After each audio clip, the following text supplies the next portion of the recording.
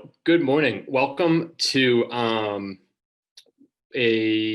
event that typically called Coffee Against Cancer. It's during normal times looked different. In normal times, it's been often a smaller group where one person, like myself, who has VHL disease, might gather a group of friends, loved ones, acquaintances, as a chance to sort of have a conversation about what von Hippel-Lindau disease is,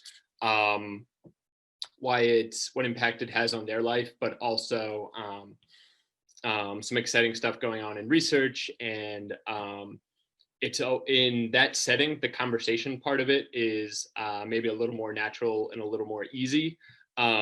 Here, that's being on Zoom, being virtual, not being face-to-face, that might look or kind of feel different, but we really want to encourage everybody who's here to ask questions, whether, for example, I know I have some family members here. If you want to ask questions of some of the several other VHL patients here, because their experiences are different, please do. No question, there are no sort of silly questions, because we as patients, I'm sure, have had them all somewhere along the way. But the nice side of being virtual is that we can have sort of a much bigger group. I know there are people on here from Greece. I said hi to Athena before, and I know she and I exchanged some emails. There's a number, there are a number of us as VHL patients that have gotten to kind of put our heads together about this. I'll let Josh from the VHL Alliance explain a little bit about the Zoom part of it. VHL Alliance is a great group that helped with a lot of stuff, but has also kind of helped put this together. So Josh can just sort of explain some of the Zoom nuts and bolts before we get going. Sure. Thanks, Danny. Hi, everybody. My name is Josh Mann. I'm the Director of Engagement and Outreach for the VHL Alliance. I'm so glad that everyone's joining us today. I just have some housekeeping things for everybody. On your Zoom screen, you should see a button that says Participants. And then on the right-hand side, there'll be a list of all the participants. You'll notice that everybody is muted right now except for me and Danny.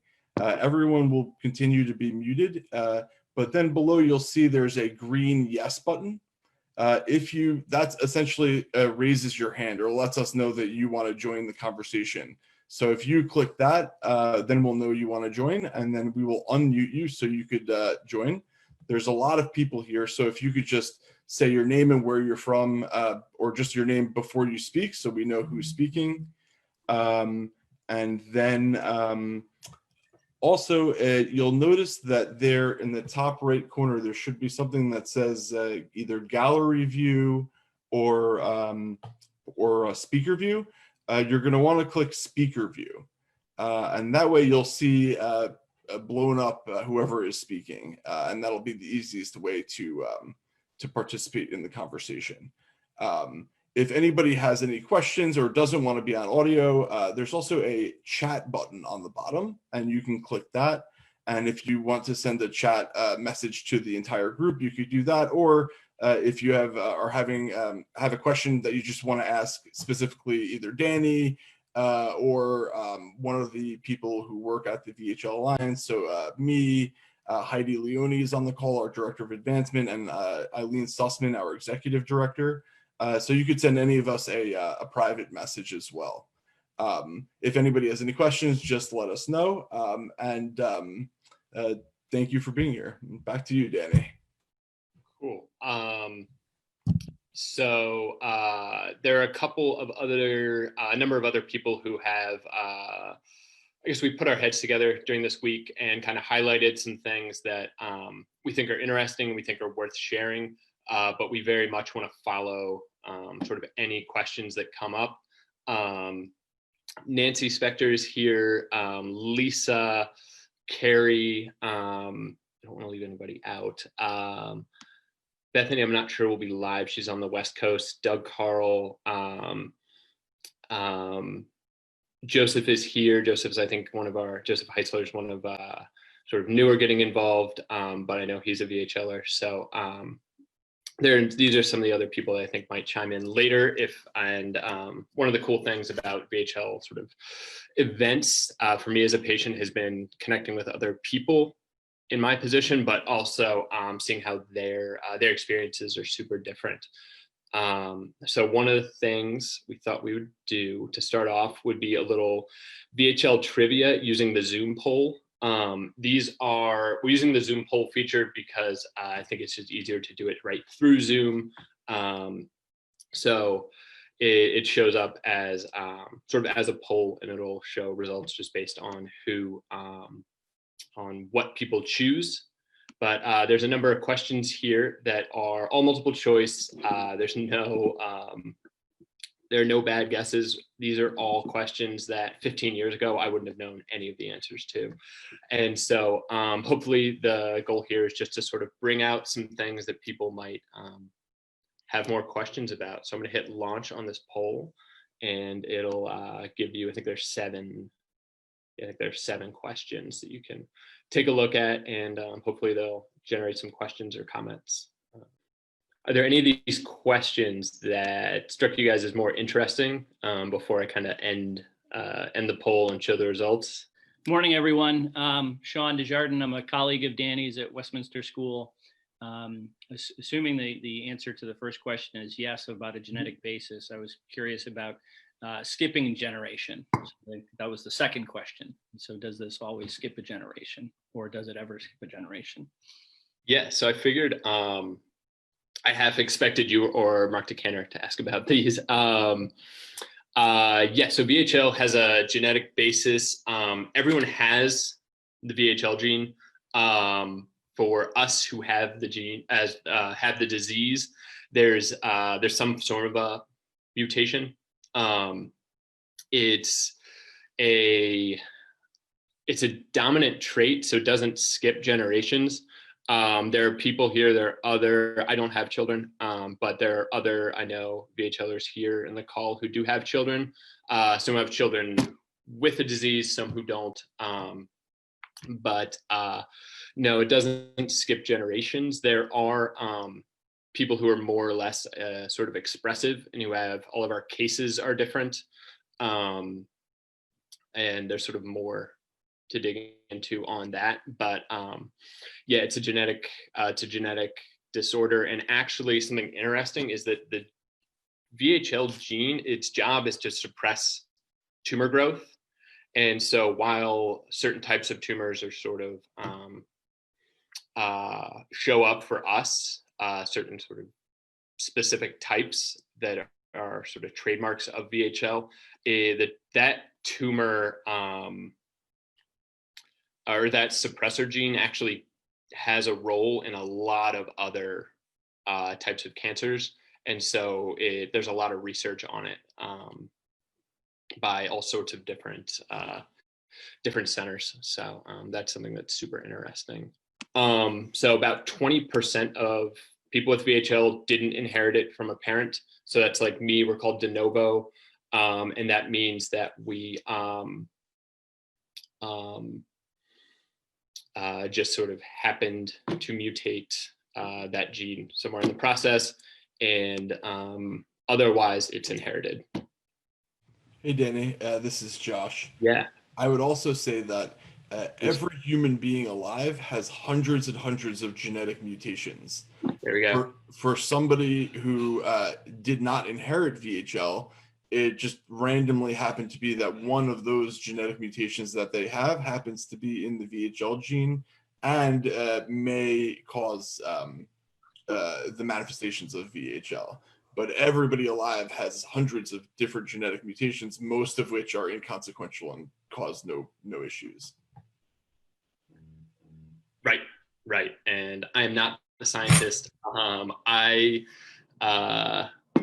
also did not put together all these questions. What we did was we as VHL patients that were kind of talking about this, a lot of people chipped in on these questions, and as sort of lay people, non-professionals, had to make sort of simple questions, and I consulted my handy dandy guidebook. So I tried to make answers that I feel comfortable answering, but there's a lot more. And this guidebook goes actually way more into depth. And there's a lot more out there. So it's actually a super interesting thing. And thank goodness, much smarter people are working on that. One of these questions, when is it typically diagnosed? And the average age is 25. So people who put 20 to 29 got that right. Most people did. But like in Lisa's case, some people, if you have a reason to get tested younger, it's definitely better to get tested younger. It's in my family. So we found out when I was like 12 that it was starting to happen, but I got an official genetic test and found out for sure when I was 17. And we got my son tested when he was 6 months old. Okay. Great. Yeah, so it's super different. So I was like you, I'm de novo. I was diagnosed very late in life because of brain tumor symptoms.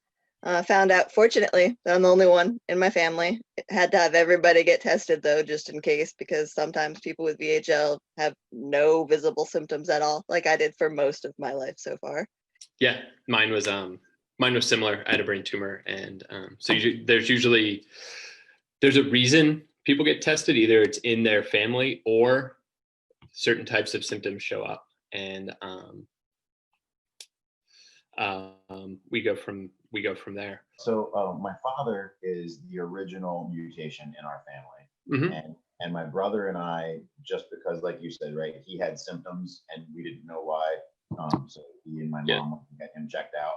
And immediately when they did all the biopsies, found out what it was, they immediately said, hey, get your kids in here and get them checked out. So he got diagnosed when he was in his early 30s with a brain tumor and subsequently VHL.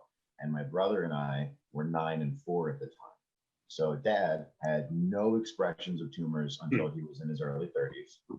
But my brother and I both at 9 and 4 were already expressive tremendously in the eyes and have more or less kind of continued on in our lives with brain tumors and eye tumors. And fortunately, we both made it through all of our experiences very well. And so, we feel lucky that way. But my question was, is it typical, right, for the next generation to be more expressive than the original mutation? Is that common? That wouldn't be necessarily something that was typical or atypical. Sometimes that happens, sometimes that doesn't. And one of the reasons that my VHL is so important is because we haven't yet figured out why that's the case. And so data in my VHL, we're hoping will help us decipher that. That's that and also being able to figure out what the predict manifestations based on mutation. Mm-hmm. Those are two of the areas of VHL where there's still so much work to be done.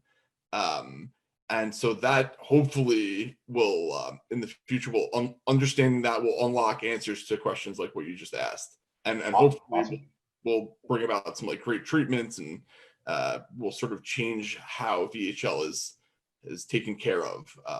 But that's one of the main goals of my VHL is collecting that data so we can better understand questions like exactly that.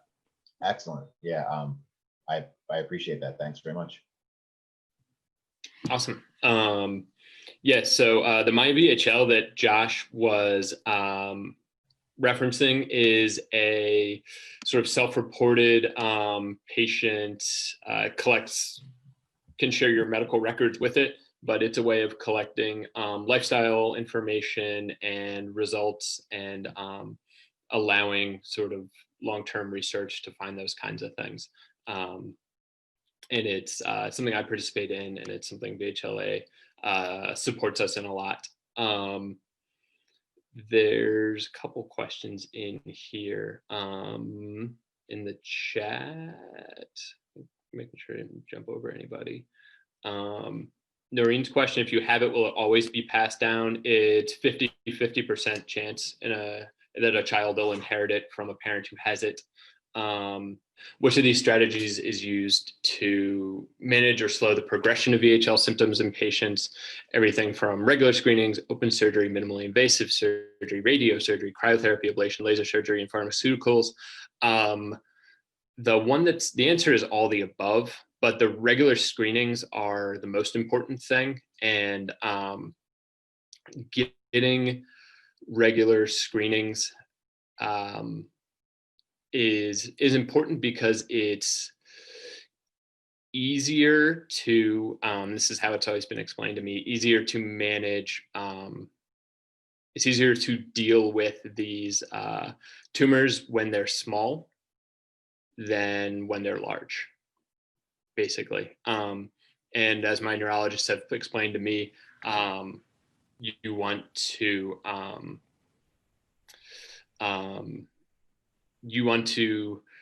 not rush to intervene, but you want to intervene before some of these tumors can become malignant. You want to intervene before that happens. Sometimes there's a size threshold, and sometimes it's based on symptoms and where exactly the tumor is. And there's a lot of things that go into that. But the regular screenings are the best and most important thing. So the earlier those can happen, it's great. Hey, Danny, can I jump in there? Yeah, please do. So Sandy, another reason why an early diagnosis actually reduces risks, I'll give you two examples. The first situation is a person who's diagnosed early, and then so throughout their life, they're getting surveillance, and anything that comes at them, they're ready for and they're prepared for. It doesn't necessarily mean it's going to be any less serious or debilitating. It just means that they'll be able to deal with it before it reaches the point where it's becomes more serious. The other situation would be somebody who didn't know they had VHL and were diagnosed much later in life. They didn't have the let's say the luxury of a lifetime worth of scans. So by the time they might find something, it may have already progressed very far to the point where they're having very serious manifestations and symptoms. So that's how early diagnosis can help mitigate risk. I was just going to say, similar to what you guys have said, and if Haley doesn't mind me sharing our experience, I'm sure she doesn't. She's my sister. But we both were diagnosed very young because we knew our father had it.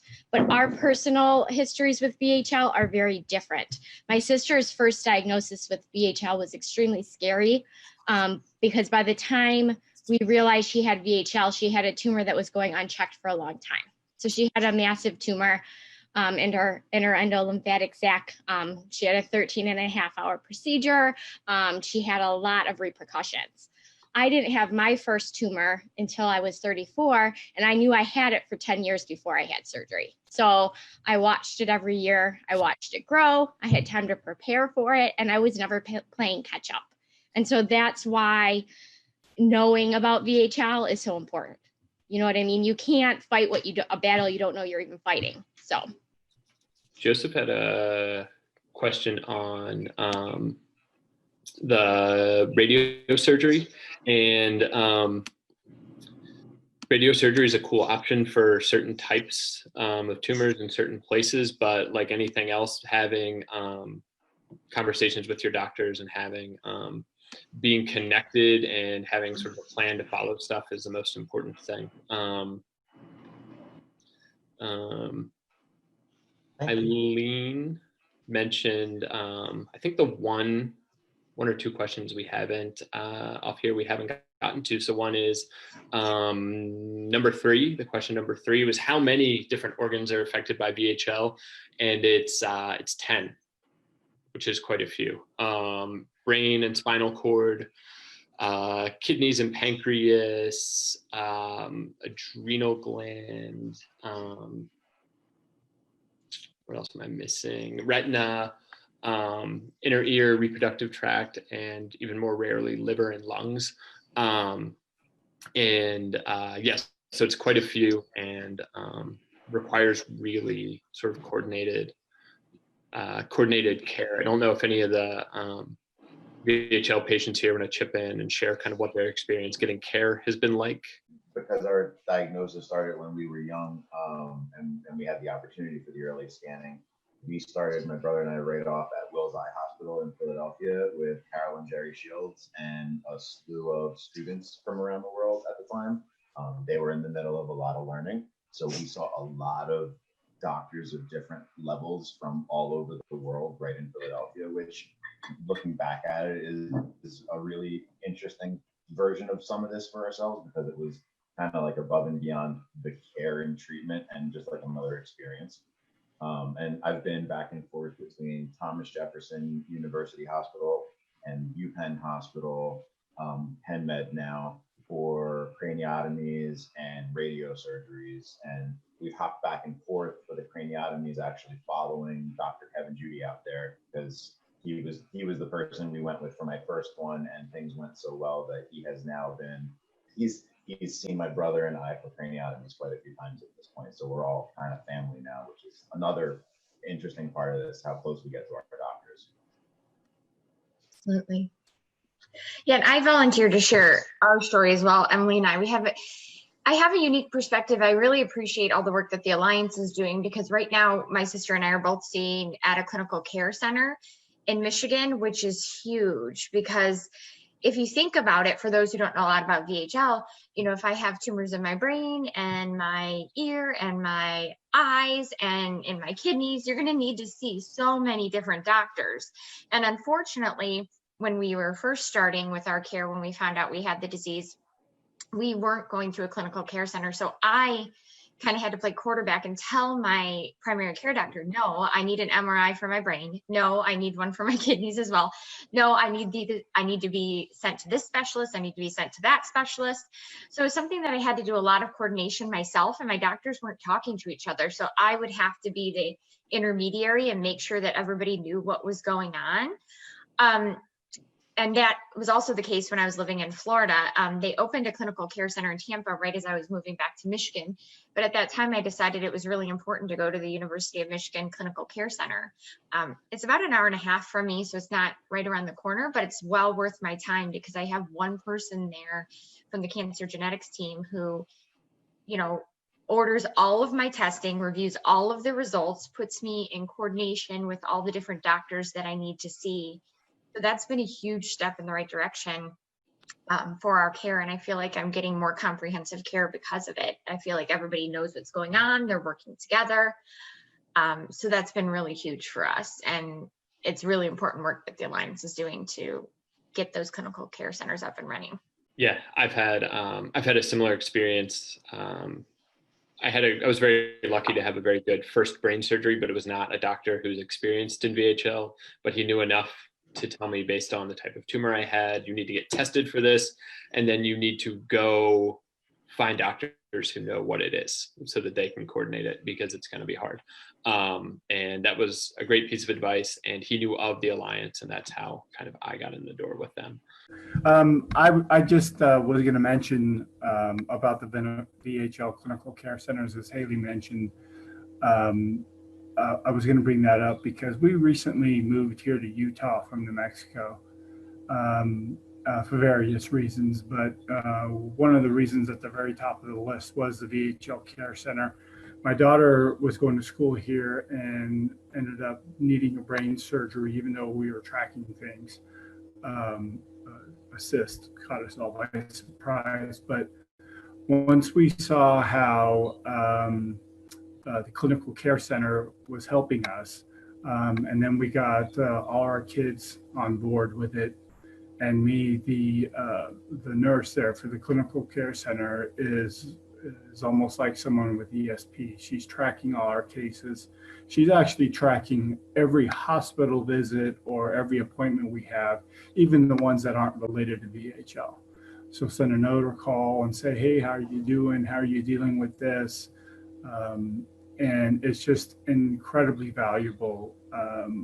Managing it, VHL for yourself is difficult, but when you're doing it for yourself and 3 kids and your mother who's not dealing with it well and family overseas in England,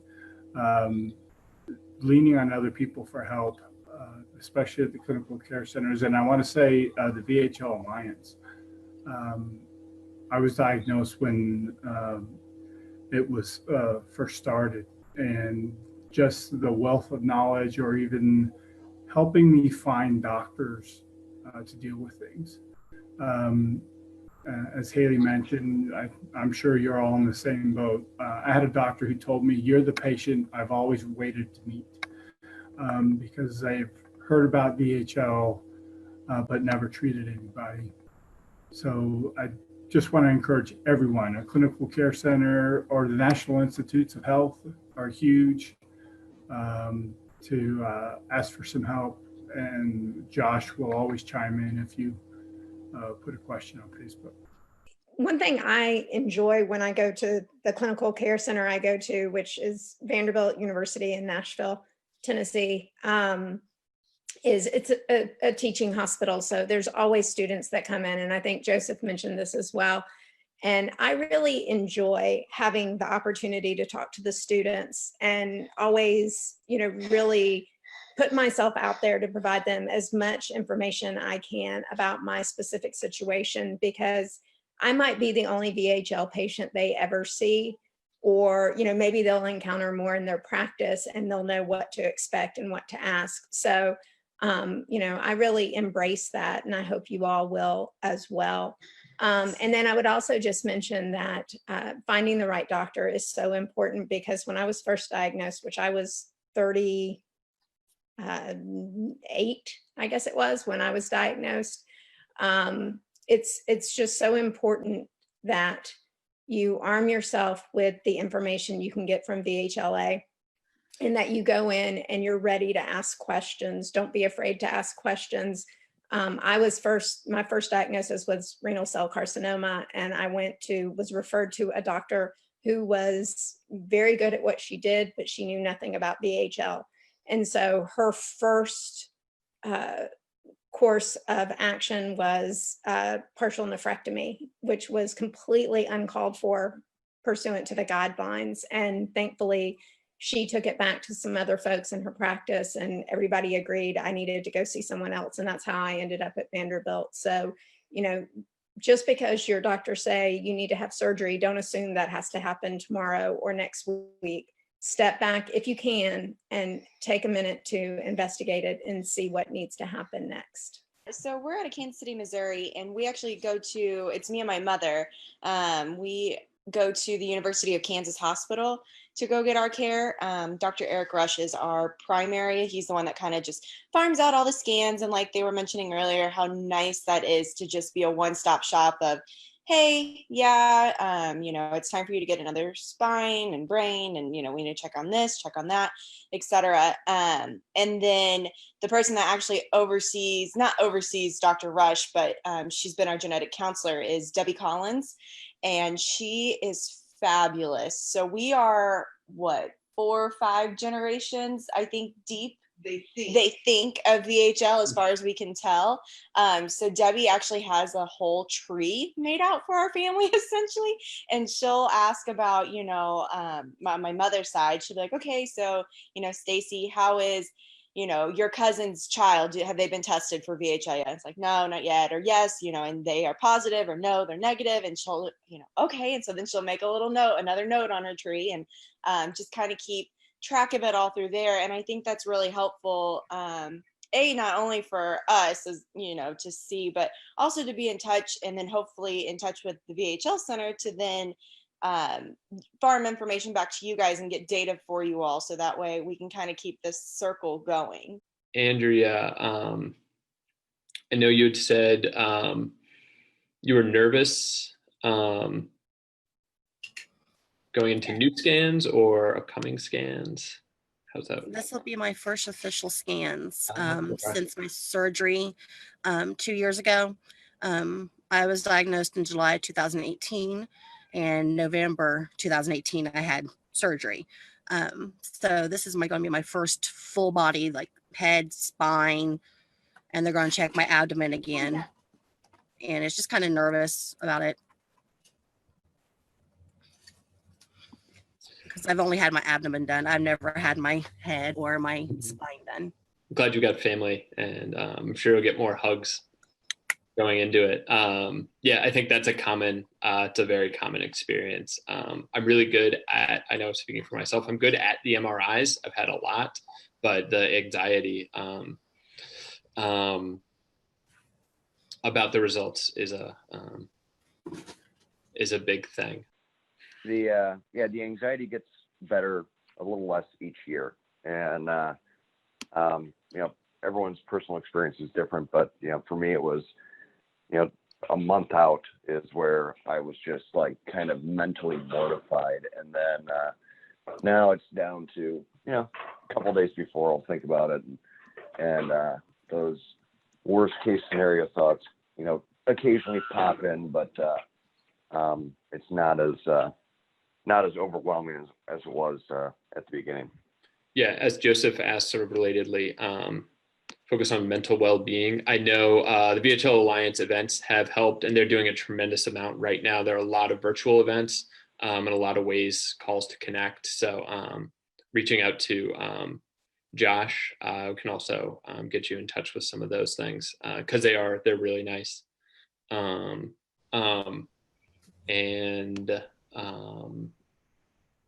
One thing I know, I see Kara had asked a question about something that we didn't get to quite in this little quiz.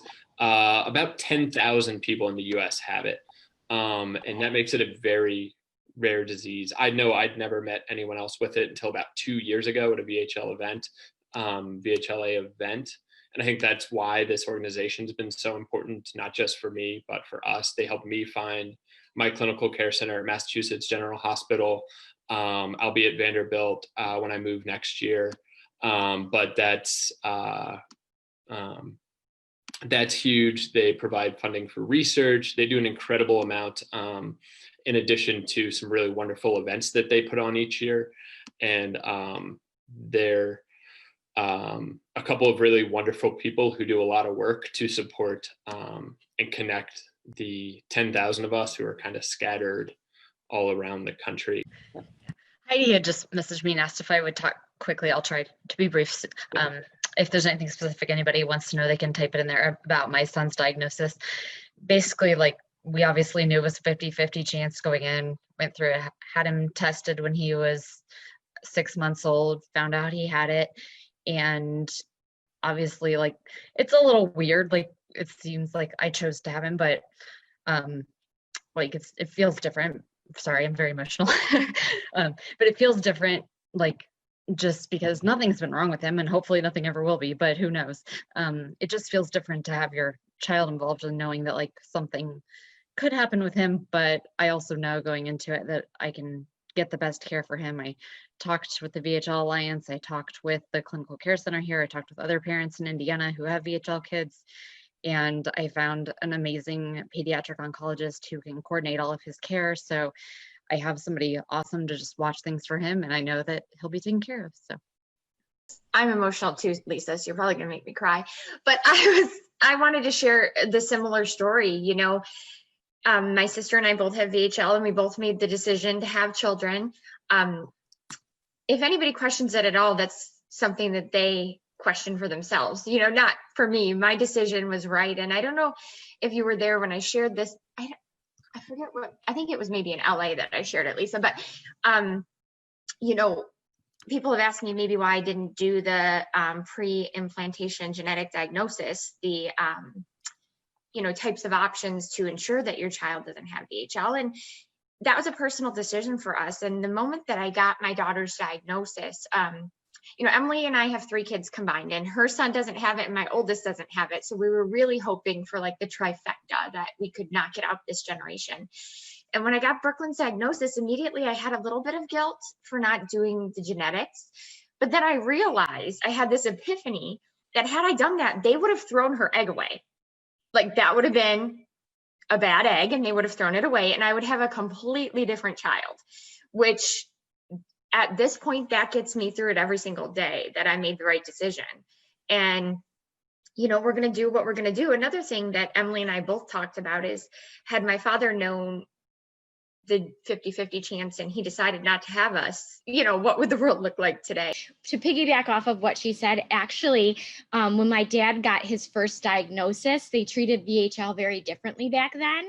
And me and my sister are 2.5 years apart. My sister had been born, I had not. They told him unequivocally, do not have children. And if they didn't listen, if they had listened, I wouldn't be here. And obviously, I feel like I have a lot to give. So I'm glad they had me. But I guess I can sit here and say it's easy to say looking back and knowing that Tyler is VHL negative. But I remember the weight that I carried and I remember the guilt that I felt. Now it's not appropriate guilt. You know, there's a difference between appropriate and inappropriate guilt. And I think that Leona said something at the last family meeting that really helped me think about it. She says, you did not pass VHL down to your child. VHL passed through you, right? Nobody is going to say, I hope my child gets VHL, right? You're just a person who brought another wonderful person into this world that happens to have VHL.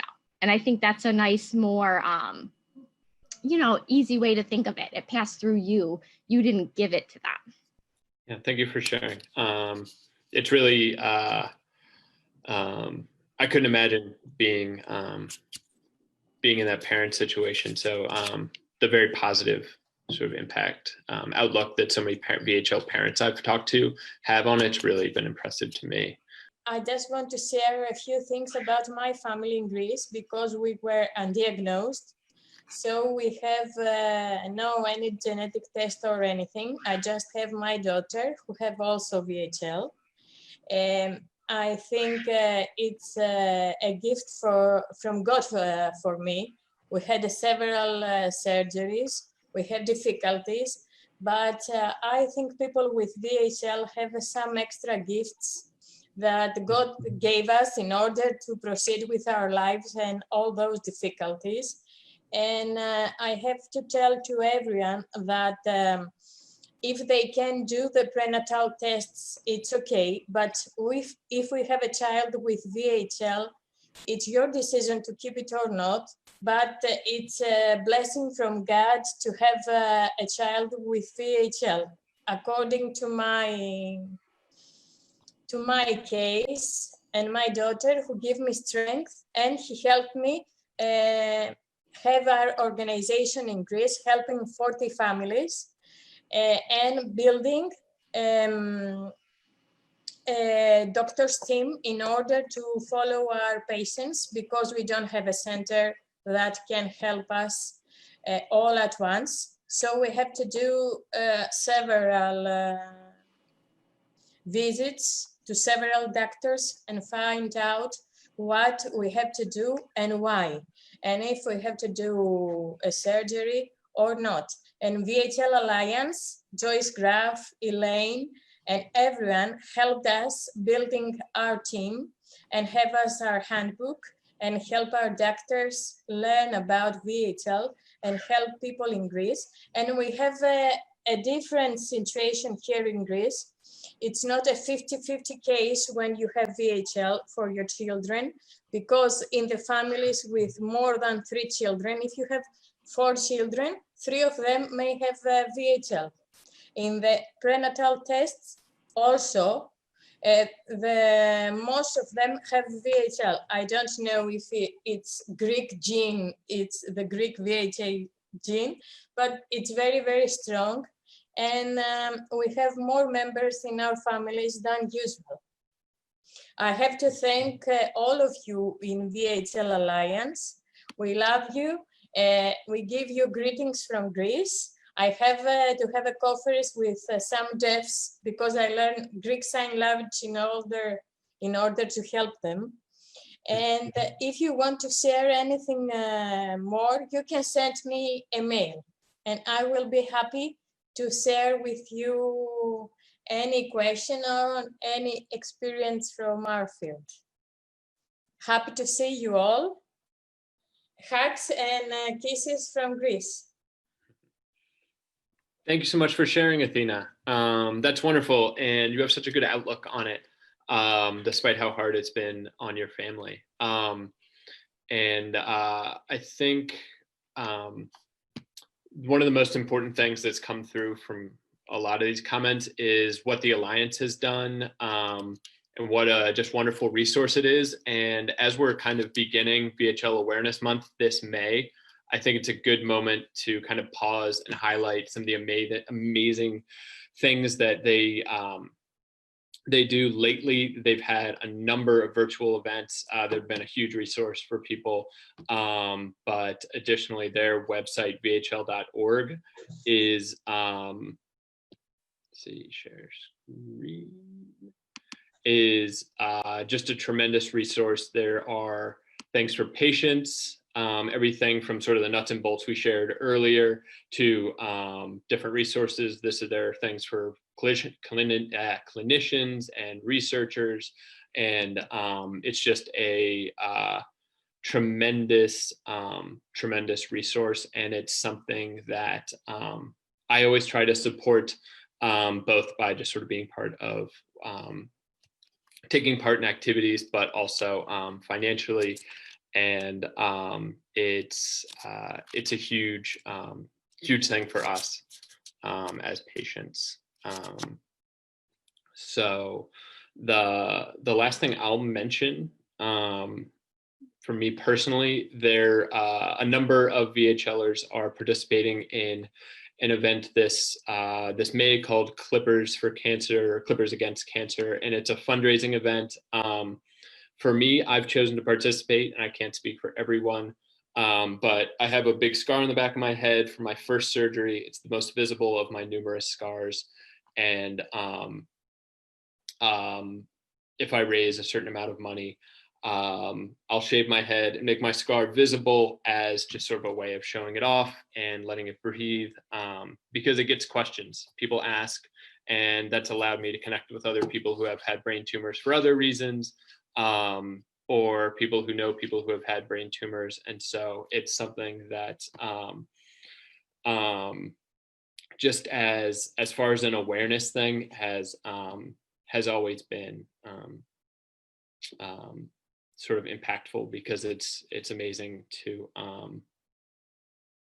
just connect with other people who have been in that type of situation. Heidi shared a link in the chat, and for some vhl.org/together with some events and activities they have going on virtually that are great and that are open to sort of anyone, patient, family, caregiver, friend, that sort of thing, that wants to connect. Excuse me, Danny, this is Eileen from the VHL Alliance. I just want to also explain to you why we call it Clippers. Please, yeah. Curing cancer through VHL, which is our vision. This past fall, there were 3 Nobel laureates in medicine who received the prize for the work that they did in the tumor suppressing or the tumor sensing mechanism of the cell. And that's when that goes awry, that's what causes tumors to grow. I believe that Danny at the very beginning talked about it, VHL, as being involved in that, since it's this tumor suppressor gene. And in fact, VHL, the gene itself, is one of the controlling factors of this mechanism. So that's why the research, even though it is a rare disease, the research on VHL and the subsequent mechanisms, cellular mechanisms, are so important for not just for VHL, but for curing cancer through VHL. So and that's one of the things that this organization supports, is a lot of research in that area. In fact, we supported Dr. Kalin, who is one of the Nobel Prize laureates. But thank you. Yeah. If anybody else has sort of anything they'd like to share, Joseph, I'm going to call on you. Yep, Joseph, go ahead. Okay. Yeah, I'm from a rural area in the Southwest Virginia, Tennessee, the Tri-Cities, Tennessee, and just getting tested felt like a chore. No one would take me seriously. My mother had it. I don't know if VHL Family Alliance was a thing back then, we were kind of just bumbling around in the dark. But I had to go to numerous doctors, and no one took me seriously. And finally, I found this pediatrician, Dr. Arthur Garrett, and he like knew how to do what to do the testing, and it came back positive and stuff. And then years later, I went to school at ETSU, and I started having these headaches. And so at the end of the semester, I went to the emergency room, and the doctor who saw me was like, he wasn't taking me seriously. And they're like, well, you can get tested for this. And I was like, sweetie, I'm 10 steps ahead of you. Like, let's go. I know what's going on. Because, I feel like as a VHL patient, your own body. Like, I don't know, people with VHL, like your body talks, like when you have certain symptoms, like it's almost like, you kind of intuitively know what's going on. And so I feel like it's a good thing to really be educated for yourself, not let some doctors sort of bulldoze you, because, I feel like you're the best advocate for your own health. And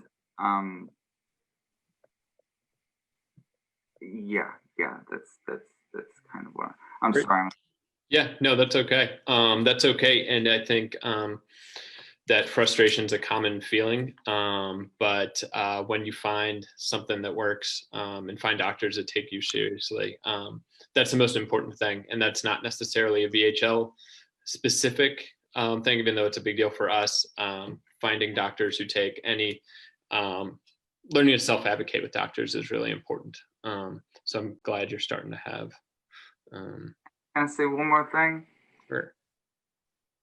I moved up to Connecticut because Yale's up here, and like I said, I'm from a rural area, and my family thought it'd be best for me. I saw a doctor because I was starting to show some kidney issues. I've undergone 3 kidney surgeries. What's his name? Dr. Shuck. Some of you all might know him. He's a brilliant doctor. He's now at UCLA, I think. But I did see him, and since he moved to UCLA, I've been seeing Dr. Liebman at Yale, their cancer and genetics treatment center, and they've been really good with just everything. But yeah, for anyone who's in the New England area, Yale is a wonderful hospital. Yeah, it's I know people grow really attached to their doctors and their care centers. So I encourage you guys to check out vhl.org and look for resource.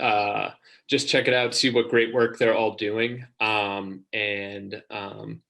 think it's an organization that's very much worth supporting, and it's something that I'm happy to engage with, and it's something that's made a big difference in my life. If anybody does want to stay and chat and share, I'm very, very happy to do that. Emily, I see your hands up. Oh, it was just something I was reacting to some of the stuff that Joseph was sharing about advocating with your physicians. I just wanted to let people know of a resource.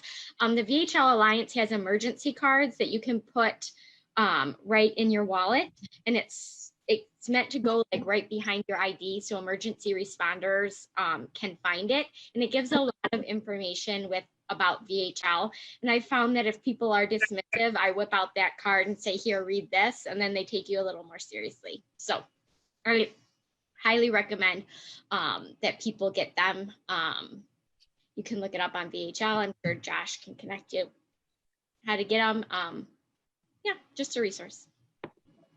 Yeah, I'm glad. I've seen a couple things in the chat. So people who are new to kind of connecting with VHL, please definitely stay in touch. That link Heidi sent out is great. And but reaching out directly to Josh and Heidi can also get you in touch with a lot of different events. VHL.org/give is an easy way to donate. But yeah, I'm really grateful for sort of everyone, especially the non-VHL patients who come to learn a little bit more about it. If anybody else has any questions, I'm happy to stay and chat. There are other events coming up, like Heidi sent out the link in the middle of the month. Well, at the end of the month, there'll be a Cocktails Against Cancer to kind of put the, if this begins on the 31st at 7 p.m. Eastern time, there'll be another event similar in nature, just to kind of connect people. That might be a little more easy time-wise for people on the West Coast, because I know we have a lot of people out in California and Washington and Oregon, and I know Doug's up early in Utah, so or sorry, Carrie's up early in Utah, but yeah, vhl.org/together, so you can check that stuff out. I want to say something as the director of the VHL Alliance. I really appreciate everyone getting on, and hope you'll join us for some of our future activities, like the Cocktails Against Cancer, as Heidi mentioned, on July 3rd. I'm sorry, God, one day seems like another. May 31st, 7:00 p.m. I also sent a great link of a video that is a conglomerate of videos that have been done by patients. We also, as Danny mentioned, have the Clippers campaign, Clippers Against Cancer, and that's vhl.org Clippers. And I'm going to mute myself because my dog's about to make a lot of noise. Great. If anybody on the call is between 18 and 32 years old, and they have VHL or know somebody who does, I would like to invite you to join us for the Julie Flynn Hope Retreat for young adults. Normally it would be in person in Boston the second weekend in June, but because of everything that's going on, we're doing it virtually this year on June 13th. It's a Saturday in the afternoon. And one of the things that we're very excited about is, like Eileen mentioned before, 2019 Nobel laureate in medicine, Dr. William Kaelin, who's a VHL researcher, will be leading a discussion. So it's going to be really exciting, and I really hope everybody will join us. And you could find out more about it and register at vhl.org/YAR, Young Adult Retreat, vhl.org/YAR. Thanks, Danny. And thanks everyone who joined us. Yeah, thank you all. Danny, I was just going to say thank you. Thank you for leading this. It really good turnout. It was nice to see all the people that were on here, and it's nice to see the familiar faces, the usual suspects, so to speak. And yeah, this has been it was really well done. So appreciate it. Yeah. Thanks, Doug. Thanks all, and feel free to send us any questions that you have, either through email, Facebook Messenger, whatever. We are here as resources for you. So thanks for joining us tonight.